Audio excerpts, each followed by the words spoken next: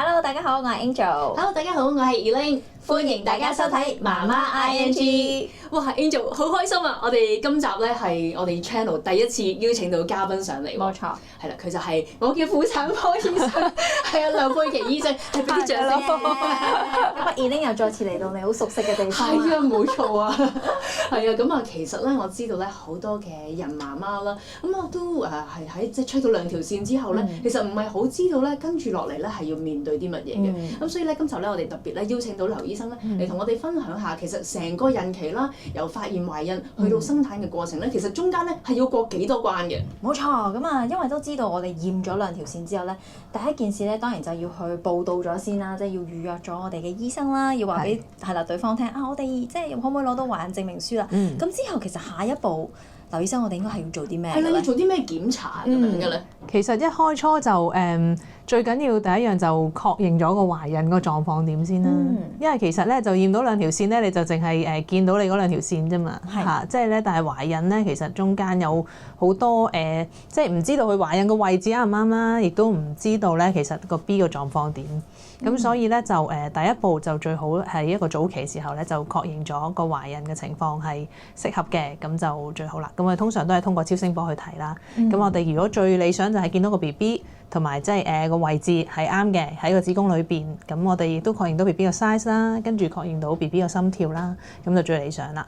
係啦，咁當然啦，確認幾多個都好重要嘅。係啦，呢個好緊要。係啦，呢個好重要嘅。係本身1個，跟住突然間話3個，咁中獎。係啦，咁你係中頭獎啦。真係好開心啦。冇錯，因為我自己都記得個人經驗咧，就係你打咗去約私家醫生之後，其實通常就會話啊，你可能等8週之後，就通常就可以比較容易見到呢個心跳啦。咁之後我記得仲會去做抽血嘅，呢個係咪都係必要嘅？係啊，呢個必要嘅，每一胎都要嘅。就算你生過4次啦，你都要抽4次㗎啦，一樣㗎啦。係啦，每一次都唔同，每一次都要諗啊，到底要過幾多關？係啦，咁咧就最初期咧，其實都係做啲基本嘅檢查啦，即係 check 翻清楚究竟你身體嘅狀況係點樣樣嘅嚇，有冇啲嘢要即係懷孕前啦，或者懷孕期間要特別留意啦。譬如有冇話即係一啲要貧血嘅情況啦，尤其是第一次懷孕咧，咁就有好多媽咪咧第一次驗血。其實咧就從來冇驗過血嘅，第一次驗血先知道自己有貧血啊嗰啲咁嘅嘢嘅。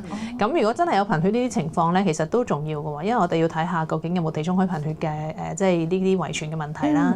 咁如果雙方都有地中海貧血咧，就會更加即係叫做麻煩少少啦，因為其實 BB 係啦有機會會即係有一啲叫做遺傳到兩邊一齊都有地中海貧血咧，就有啲重型嘅問題啦。係啦，咁另外咧亦都血型啦，血型都好緊要嘅。係啦嚇，即係咧我哋簡單嚟講就有啲 ABO 嗰啲血型啦，咁同埋咧就係一啲叫做 RH 因子，即係正啊、負啊嗰啲啦。咁所以如果你話即係有呢啲情況嘅，咁如果媽咪懷孕咗咧，如果對 BB 有影響嘅話咧，咁其實就早期要知㗎啦，因為我哋有啲預防性質嘅嘢要處理要做先嘅。係，咁劉醫生如果講早期話，大概係幾多週到幾多週建議我哋去做呢個抽血？早期咧最好就頭3個月內啦。最好就做咗呢啲檢查，咁亦都有一啲其他嘅嘢會 check 埋嘅，即係除咗你驗你血型啊冇貧血之外咧，亦都會有啲即係傳染病嘅抗體會幫你測試嘅，係啦，包括你有冇梅毒啊、愛滋病啊、乙型肝炎啊，同埋有冇啲得過麻疹嘅抗體呢啲，係啦，咁因為咧懷孕期間咧，如果你真係唔知道自己有呢啲狀況嘅，其實有機會過到俾 BB 噶嘛，咁所以咧你一定係要 check 咗先，如果你有問題咧就要再跟住去處理㗎啦。明白，咁所以即係話3個月之內，即係12週之內要過咗第一關先。係啦，冇錯。咁跟住下一關又係乜嘢咧？下一關咧就接近3個月，差唔多完嘅時候啦，大概12週到咧，咁就做唐氏篩查啦。我知而家做唐氏篩查好似都有好多唔同方式㗎喎。係啊，即係以前咧就好古老嘅年代咧，就要直接抽羊水啊嗰啲啦嚇，即係可能老一輩你聽過啲年紀再大啲嘅媽咪咁講啦。咁而家咧就唔興咁樣做㗎啦，即係唔會直接第一步就做呢個啦。我哋通常就係做一啲叫無創性嘅篩查啦。無創性篩查咧，咁就喺你啲媽咪嘅血液裏邊，咁其實咧就提取下 BD-DNA 出嚟做直接做分析嘅，咁所以個準確度都高嘅，係啦。咁嗱呢一種做法咧，咁你預翻準確度我哋做唐氏啦，咁就係都超過99% 㗎啦，其實係啊，咁所以大致嚟講都係一個非常之可以接受嘅準確度啦，係啦。咁當然啦，其實有啲人就話政府嗰啲檢查係度頸皮嗰啲係咩嚟嘅咧？咁嗰啲其實咧就係另一種形式嘅唐氏篩查嚟嘅。而家政府醫院做緊咧就會係係喺你又係大概12-13週啲時間，咁就安排一次超聲波，咁睇下咧你頸後邊有層皮膚咧叫頸皮啦，就係俗稱嘅嗰層厚度係幾多嘅。咁我哋根據呢個厚度啦，再加啲驗血嘅指標咧，咁去計算一啲風險嘅指數出嚟啦。咁就嚟到睇下你究竟大唔大機會唐氏啊咁樣啦。因為我自己咧就私家同埋政府醫院嗰邊都有做，所以其實當頸皮我都有經歷過嘅。咁啊呢度有個少少嘅 tips 咧，俾咁多位準媽媽，因為記得咧當時如果你要照超聲波咧，記得唔好着連身裙。冇錯，冇錯，拉起咁就比較性感少少。係啦，冇錯。清涼啲，所以最好就上面一個 T-shirt 下邊一條褲咁樣就會方便少少啦。睇一睇大家。我想講咧，我為咗着連身裙，因為一拉起就係咧好方便係咪啊？係啊，因為覺得婦產科醫生咩都睇過㗎啦，冇所謂啦。睇翻即係每位準媽媽嘅呢個諗法。連身裙還好嘅，還好嘅。如果連身褲就比較麻煩啲。係啊，又上今日呢啲張雪咁樣，咁就更加麻煩。係冇錯，係啦，全部除曬喎。係啦，非常之清涼。好，咁我哋跟住去到下一關啦。係第3關。再下一關咧就會係做結構超聲波。結構超聲波咧就會係即係 check 翻BB 啲構造係點啦。一般要去到5個月度先做嘅，因為我哋講緊譬如結構嚟講啦，你如果咁細粒 BB 咧，其實佢身體啲器官都未發育完成啊，咁你亦都睇唔到佢啲構造如何啦。咁所以一般去到5個月度啦，咁就會做個詳細嘅結構超聲波。係啦，我記得呢一關咧，當時係即係我同先生最緊張嘅。咁啊，然之後咧當時嗰個照結構嘅醫生咧，其實咧佢講咗好多嘢咧，我都覺得吓，點解你會見到嘅？佢話呢度咧就係個頭啦，呢度咧係頸啦，跟住之後咧呢度係手指啦，1隻2隻3隻4隻，嚇我乜嘢都見唔到喎，淨見到一嚿嘢啫喎。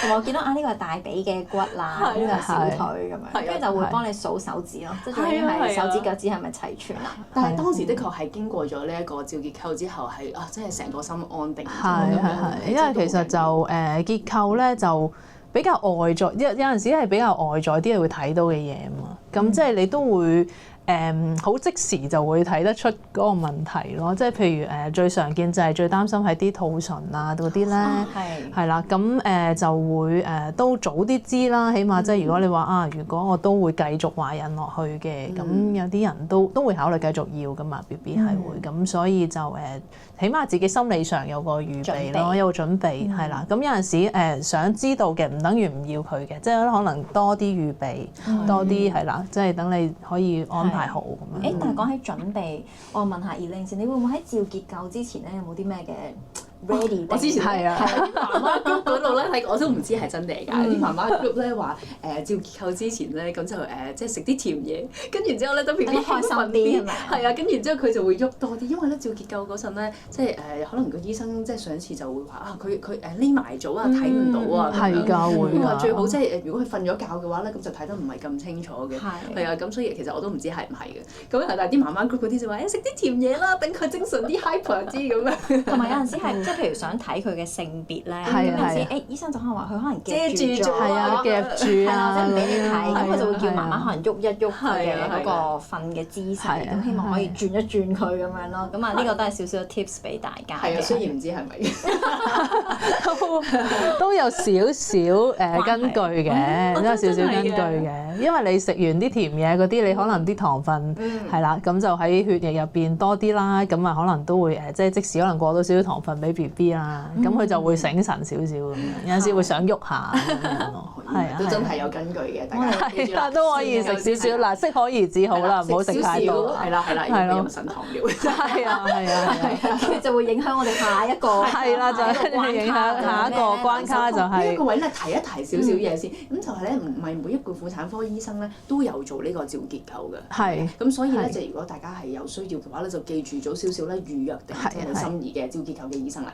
同埋就都要照一段時間嘅，所以咧就你預咗比平常產檢都係耐嘅，其實，同埋有機會好似你咁講啦，要等佢嘛，係啦，有啲人分分鐘搞早一日㗎啦，咁就係啊，可能個醫生會叫你出去散個步，行翻嚟再睇下睇唔睇到。係啊，所以時間預得鬆少少啦。係啊，特別要請假嘅媽媽。係啊。好，我哋嚟下一關，渡過呢個第3關，下一關咧就再下一關就飲糖水啦。咁俗稱飲糖水啦，其實就係一個即係糖尿病嘅篩查嚟嘅。翻晒。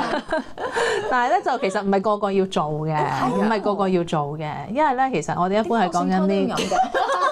咁就睇下你有冇啲高危嘅原因啦。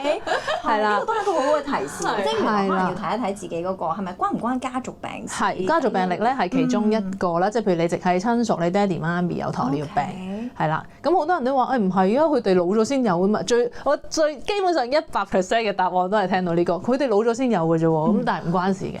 即係就算佢哋咩年紀出現糖尿病咧，就總之就係都關你飲食啦，都係基因上有呢啲咁嘅 risk 啦，係啦。咁另外就本身高齡啦，係啦，本身媽咪懷孕前都已經係過重啦，嚇托孖胎啊呢啲咧，咁其實都係叫高危啲會糖尿啦。咁所以呢啲 case 我哋就會嗌佢去飲糖水，係啦。你飲咗4次，係啊，我飲咗4次。嗰飲糖水咧，我記得咧話媽媽 group 入邊咧係即係大家好互相鼓勵，知道今日去飲糖水咧，佢哋話加油啊！記住帶飲筒啊，咁咪要堅持住。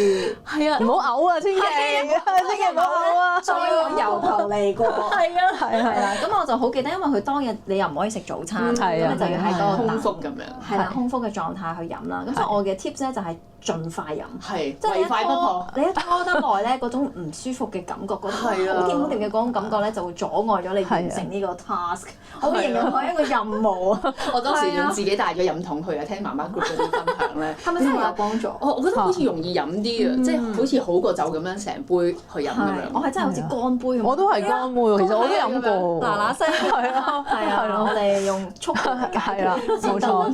係啊，咁所以係即係少少嘅分享。好難忘嘅經驗嚟嘅呢個係，同埋要抽幾次血咯。係啦，連環俾人抽幾次血，跟住仲要等啊！我記得係啊。咁同埋有個少少嘅溫馨提示就係，如果先生時間許可嘅話，盡量都陪一陪，因為咧其實飲完成個糖水之後，個人係有啲暈嘅，或者唔舒服。係啦，會有少少唔舒服咯。我當時就有少少咁樣嘅。會有少少啦，因為你可能好少會有啲咁高糖分、大量糖分懟落個身度，所以就可能個身體都唔係好慣嗰下，係啊，都會有少少。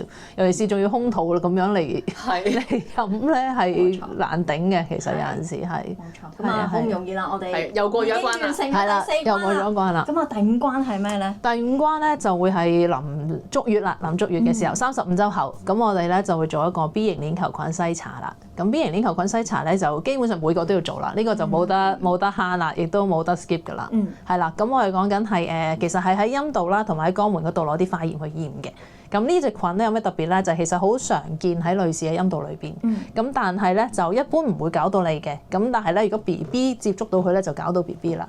係啦，即係我哋嚴重嘅 case 可能會引致即係感染啦、嚇肺炎啊、發燒啊，或者即係細菌入血啊呢啲情況啦，都比較麻煩嘅又係。咁所以咧就而家全部媽咪臨生之前都要 check 一次。如果有嗰啲咧就要生 BB 嘅時候打抗生素去處理。咁就即係減少 BB 接觸到呢隻菌嘅機會啦，咁樣咯。冇錯，呢個我自己親身經歷，因為我頭2胎就冇事嘅，咁啊3同埋4胎咧都中咗，即係就呈陽性咁樣啦。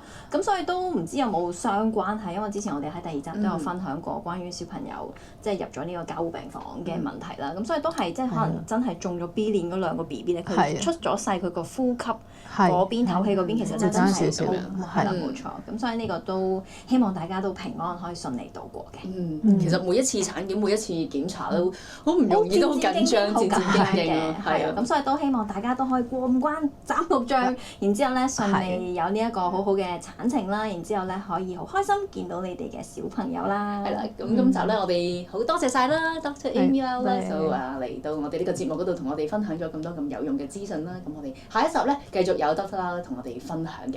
咁如果大家咧中意我哋嘅節目、中意我哋嘅 channel 嘅話咧，記住 like、comment、share 啦。仲有最重要嘅就係要訂閱埋同埋點埋個鐘仔啦。咁我哋下集再見，拜拜。